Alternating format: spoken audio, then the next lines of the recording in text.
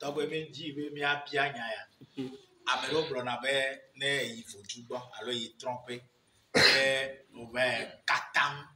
alo fia jogbere na vodua be ele di enu ya leke soga meleke vaga ya me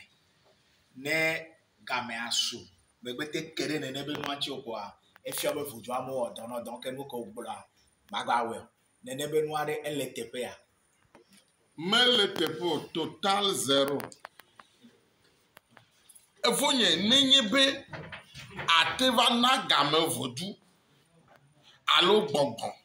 alo miame zikpi benu ya di ile consideraton ne wena ya wonu ke ne me wena ikonde kemele yoku domola efonye eja gere tete pome because never katam ne vodua e noa de me le pon e la voudre me le pon vo me nyan ke yo agojeje le nchi o ewe defu abezito shine Fifia me va les vidéos, il va s'expliquer, il n'est pas à me cacaner les tchachés que bien donné, mais ben y'a d'offre d'ivio quoi. Attends qu'à que me le coup d'homme, fou moi que de me faire rien. Non vie que ne blonne be y'a quoi y'a de, où y'a l'université, y'a les primaires. Non so gagner école que pérencho, non so gagner école que pérencho que va de l'université quoi degré zo amega quoi. Ebe amenya gbale ota me sople yade. Non via se veve kaka va zo dono yo la citron le ti afi au fond. Me compenser ti nyonuma. Me diamo va de kuku na nyon vi mo be iso eke o. Ye va ezikpi agbo sonde. Alors veut dire agbo be ine consideraton. Ne wonu ya na yi vo agbogbo ya eva gbogblo na be ne wonu ya na ya ale vo ko gede wo me ya funu ple ma wu ile menye wo gbogbo ale ngenye be de awo agogbogbo yo we Jesu ko kuti la boji no e ta nu amele nyonyo na wo le be gbogbo ya ikegbe va je klola vodu ya egbo va je kura a de kuku na bo se wa blenu ka wa da sile nya yo betenchi enti akọ afinu igi ole wa akọ eno ne me bete wonu yo bete o ye ba gare vodo be ne considerator ne me we na yo ko etega ehunu aya le sege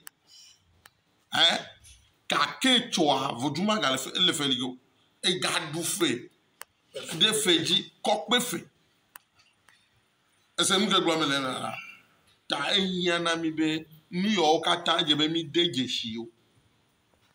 ne mi deje shi wa ni apo dagbe ewe na eno pe furo no kaka shi ye no je do yo be va kwa bo ya imevo ta mele isholo o re na akana va ko pe eno fu o mark na red pen da me ngonu ti o meto babede gameja sure na mega nyere domo adidi overcome ayi obo cronchio ni so ayi obo cronchio purification no le purification ore e kemi le gbogbo ple mi amenu ya nyenu gbegbo le purification na ya ewe ya be do aloji ye va kuje koresimo poa ye le etugu pachi ma ele be yinchi ko fifia we ya digbo amede pla ponu ewe akaba sura merechi plabo ade e purifier ya echi ma betele le cielo e fonye na kushi gbolo